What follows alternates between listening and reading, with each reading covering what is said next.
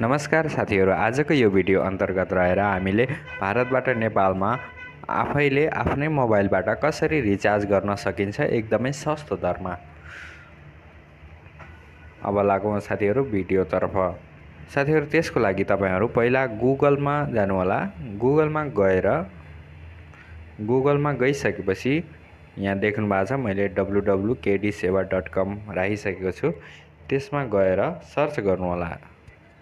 त्यति सर्च गरिसकेपछि तपाईहरुले यहाँ देख्नुहुन्छ गेट एन्ड्रोइड एप भनेर, यसमा थिच्नु होला।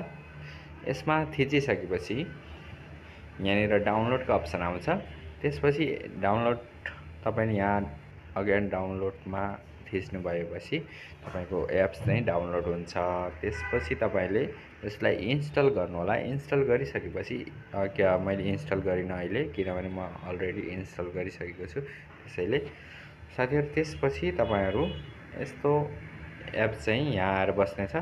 त्यसपछि यसलाई चाहिँ रजिस्टर गर्नु होला साथीहरु। यहाँ तल रहेको छ बटन, यहाँनिर थिचेर रजिस्टर गर्नु होला। यहाँनिर थिचेर रजिस्टर गरिसकेपछि म यहाँनिर थिच्दै छु। माथितिर आफ्नो नाम राख्नु होला, पुरा नाम। तलतिर व्हाट्सएप नम्बर राख्नु होला, जो नम्बरमा तपाईले व्हाट्सएप चलाउनुहुन्छ त्यो नम्बर राख्नु होला, इन्डियन नम्बर। तलतिर इमेल आइडी राख्नु होला, जो प्ले स्टोरमा रजिस्टर छ। त्यसपछि लास्टमा गएर आफ्नो पासपोर्ट बनाउनु होला, जो 8 वटा सम्म हुन्छ। 8 वटा सम्मको पासपोर्ट बनाउनु होला। त्यसपछि यहाँ तलतिर कन्फर्म पासपोर्ट राख्नु होला। कन्फर्म पासपोर्ट राखिसकेपछि यहाँ राखेको पासपोर्ट र यहाँ राखेको मोबाइल नम्बर चाहिँ याद राख्नु होला। त्यो पछि लगइन गर्नुपर्छ। त्यसपछि यहाँनिर त्यति राखिसकेपछि यहाँनिर तपाईको यहाँनिर थिच्नु भयो भने ओटीपी जान्छ व्हाट्सएपमा। व्हाट्सएपको ओटीपी चाहिँ यहाँनिर राख्नु भयो भने यो चाहिँ रजिस्टर हुन्छ। त्यसपछि तपाईलाई यहाँनिर लगइन गर्नको लागि बताउँछ। लगइन गर्नको लागि अघि राखेको मोबाइल नम्बर र तलतिर राखेको पासवर्ड राख्नु होला। त्यसपछि यहाँ लगइनमा थिच्नु होला। जस्तै म मोबाइल नम्बर राखेर लगइन गर्दै छु। साथीहरु, म लगइन भइसकेको छु। लगइन भएर यहाँ भित्र देख्नु भयो भने धेरै सुविधाहरू पाउनुहुनेछ तपाईहरुले। जस्तै कि यहाँ एनटीसी पाउनुहुनेछ। एनटीसीमा यहाँनिर मोबाइल नम्बर राख्नु होला। यहाँनिर अमाउन्ट राखेर प्रोसिड गरिदिनु होला। जस्तै यहाँनिर डाटा प्याक पनि मिल्छ। तपाईहरुले रोजेको आफै हेरेर आफै लिन सक्नुहुनेछ।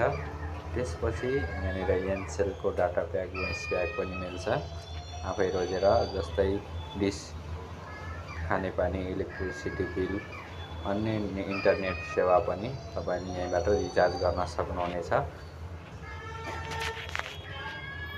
त्यसको लागि तपाईहरुले यहाँ एड मनी गर्नु होला। पहिला एड मनी गर्नको लागि, एड ब्यालेन्स गर्नको लागि यहाँनिर क्यूआर हुन्छ। यो क्यूआरमा पेमेन्ट गरेर तपाईले यहाँनिर म्यानुअली रिक्वेस्ट गर्नु होला। माथितिर बैंक छान्नु होला, तलतिर अमाउन्ट राख्नु होला।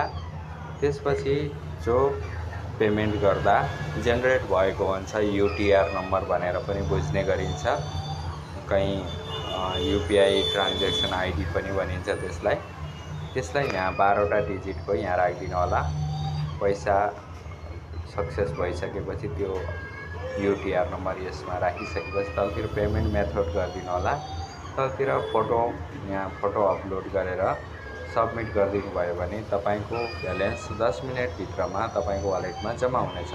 त्यसपछि तपाईहरुले यहाँ रहेको एनसेल, एनटीसी सबै सेवाहरू लिन सक्नुहुनेछ। धन्यवाद साथीहरु, आजको भिडियो यति नै। आगामी दिनहरुमा अरु धेरै सुविधाको साथमा अरु धेरै राम्रा भिडियो आउनेछन्।